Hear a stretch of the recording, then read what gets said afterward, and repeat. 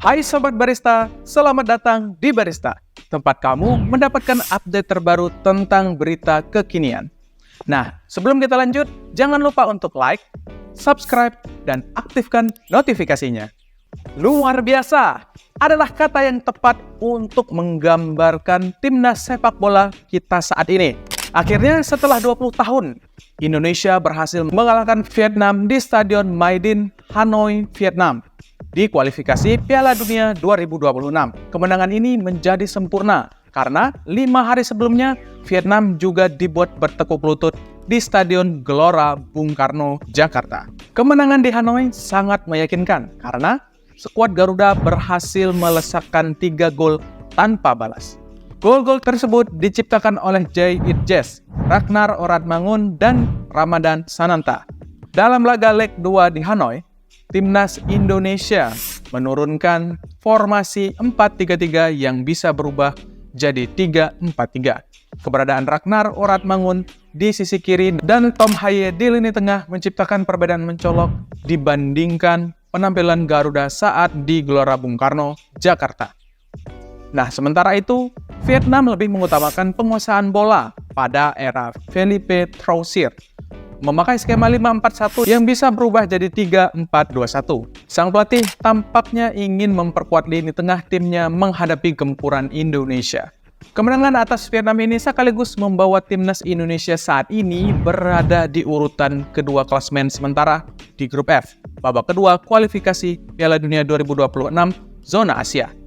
Dari 4 laga yang telah dilakoni, skuad asuhan Shin Tae-yong mengumpulkan 7 poin, hasil dari 2 menang, sekali imbang, dan sekali kalah.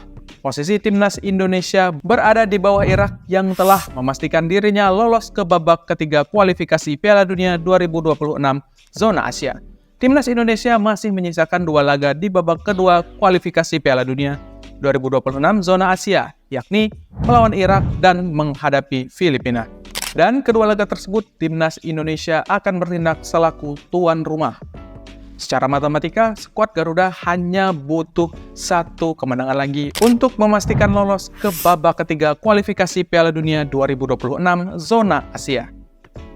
Kita doakan saja agar Indonesia bisa lolos dan akhirnya bisa melaju terus hingga tampil di Piala Dunia seperti harapan seluruh masyarakat Indonesia.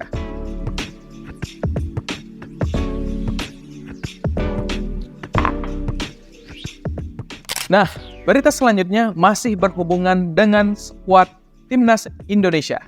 Kita akan membahas salah seorang pemain naturalisasi yang saat melawan Vietnam kemarin adalah pertandingan debutnya membela Sang Merah Putih, sekaligus mencatatkan namanya di papan skor dengan gol indahnya. Yap, dia adalah Ragnar Oratmangun. Ragnar Oratmangun lahir di kota Oos 21 Januari 1998. Darah Indonesia mengalir dalam tubuhnya berasal dari sang kakek yang berasal dari Maluku. Nama Oratmangun merupakan salah satu marga yang ada di Kepulauan Tanimbar. Kakeknya yang asli Maluku adalah seorang anggota Kenil, sebuah pasukan militer di masa penjajahan Belanda dahulu. Hal ini diketahui lewat sebuah artikel yang dirilis oleh Surat Kabar Asli Belanda, BDNL, pada 2021.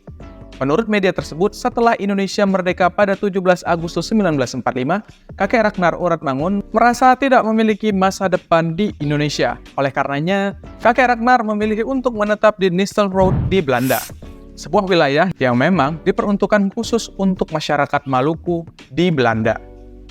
Namun, meski sang kakek tinggal di Belanda, Ragnar Oratmangun tetap memilih tanah asli sang kakek untuk negaranya. Ia pun resmi menjadi WNI setelah menjalani sumpah kewarganegaraan pada 18 Maret 2024.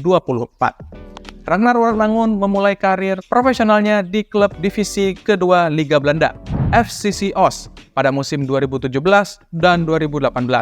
Pada 2019-2021, ia membela SC Cambuur, lalu hijrah ke Go Ahead Eagles setahun kemudian. Pada akhir 2022, Ragnar Oratmangun masuk skuad FC Groningen.